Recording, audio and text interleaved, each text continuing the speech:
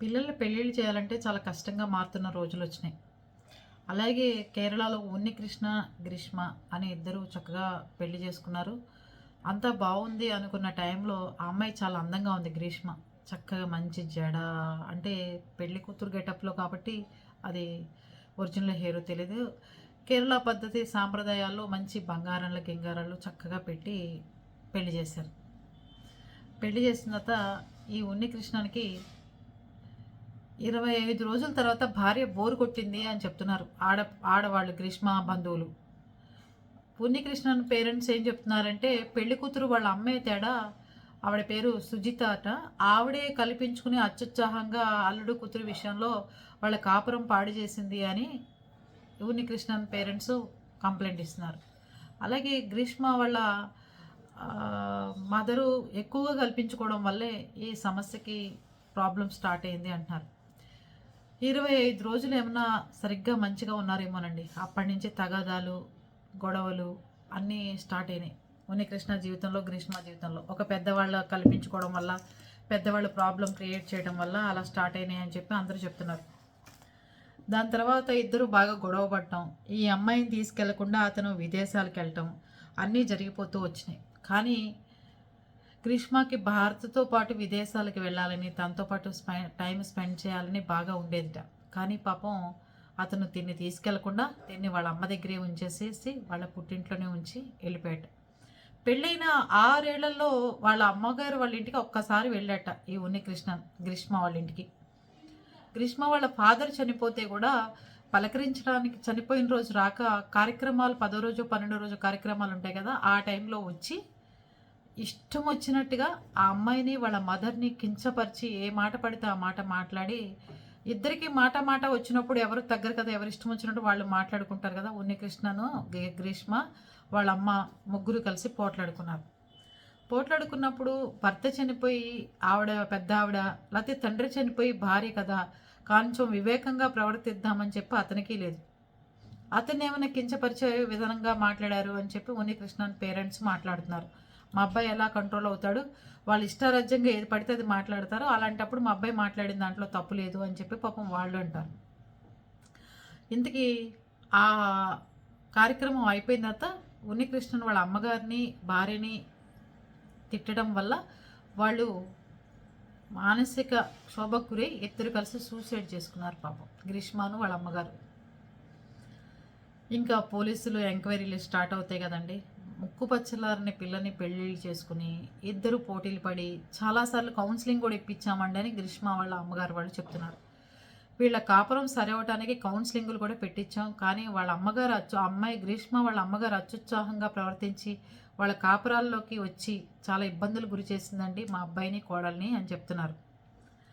అంతేకాకుండా ఈ ఉన్నికృష్ణన్కి ఎంక్వైరీలు చేసి పోలీసులు తెరిచింది ఏంటి అంటే ఇతనికి గే బ్యాచ్తో సంబంధం ఉంది, భార్యతో ఉండటం కంటే గేగా ఉండే వాళ్ళతో ట్రిప్పులకు వెళ్తూ ఉంటాడు ఇతను. అందుకని ఇతనికి కనీసం 20 మంది గే బ్యాచ్ ఉన్న ఫ్రెండ్స్ ఉన్నారు, వాళ్ళతో ట్రిప్పులకు వెళ్తూ ఉంటాడు ఈ ఉన్నికృష్ణన్ అని చెప్పి పోలీసుల ఎంక్వైరీలో తేలిందనమాట. అందుకే భార్య అంటే కానీ భార్య వైపు వాళ్ళంటే అతనికి ఇష్టం లేదు అని తేల్చి అతని విదేశాలకి పారిపోతుంటే అక్కడ పోలీసులు పట్టుకుని ఎయిర్పోర్ట్లో అరెస్ట్ చేసి తీసుకొచ్చారు. అది పరిస్థితులు. ఇష్టం లేని పెళ్ళిళ్ళు చేసుకోవడం, ఇష్టం చేసుకున్న తర్వాత పెద్దవాళ్ళు ఏదో మధ్యలో అడ్డం వచ్చారు కదా అని చెప్పి వాళ్ళ ఇబ్బంది కలిగిస్తున్నారని చెప్పి మీ కాపురాల్లో పాడు చేసుకోవడం, అటేపు అమ్మ కానీ ఇటేపు అబ్బాయి వాళ్ళ అమ్మ నాన్న కానీ కల్పించుకోకుండా వాళ్ళకి వాళ్ళే వదిలేస్తే కాపురాలు సరవుతాయి. అంతేగాని అత్యుత్సాహంగా వెళ్ళిపోయి మా అమ్మాయి కష్టపడుతుంది, మా అమ్మాయి అది, నువ్వు ఎదవి, నువ్వు సన్నాసివి అని ఇష్టం వచ్చినట్టుగా మాట్లాడేదండి అని చెప్పి ఈ ఉన్నికృష్ణన్ వాళ్ళ అమ్మగారు వాళ్ళు చెప్తున్నారట. కించపరచడం వల్లే అతను అలా మాట్లాడాల్సి వచ్చింది, లేకపోతే మా అబ్బాయి కూడా చాలా మంచివాడు అని చెప్తున్నారు. ఎవరి పిల్లలు వాళ్ళకి మంచిగా అనిపిస్తారు కదండి. కానీ ఏమైంది, పెద్దవాళ్ళు కల్పించుకోవడం వల్ల కాపురాలు పాడైపోయినాయి, ఒక నిండు జీవితం బలైపోయింది.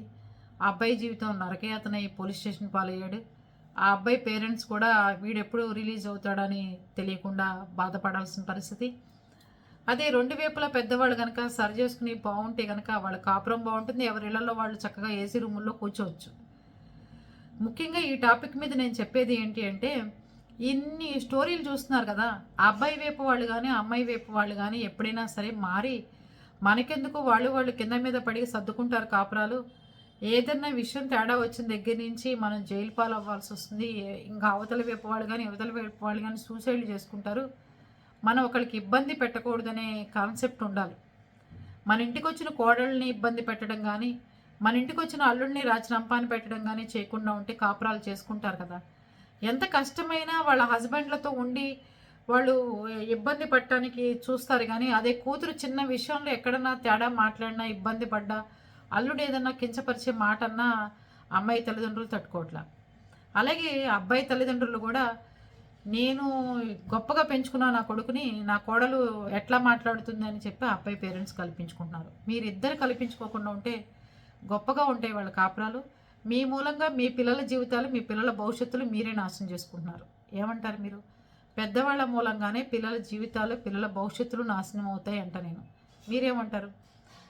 అంటే ఎందుకు అనాల్సి వస్తుంది ఆ మాట అంటే, వాళ్ళు గొడవ పడుతున్నారు అన్నప్పుడు కౌన్సిలింగ్లు ఇచ్చేసి మెదలకుండా పక్కకు తప్పుకోవాలి.